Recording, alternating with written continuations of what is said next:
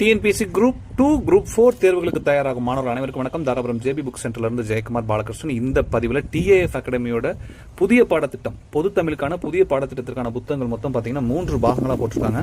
அந்த 3 பாகங்களும் இப்போ நம்ம கிட்ட அவைலபிள். நடுவில் ஒரு முறை வந்தது, வீடியோ போடுறதுக்குள்ள நம்ம கிட்ட புத்தகங்கள் ஸ்டாக் முடிஞ்சது. ஸோ இப்போ நிறைய புத்தகங்கள் வந்திருக்கு.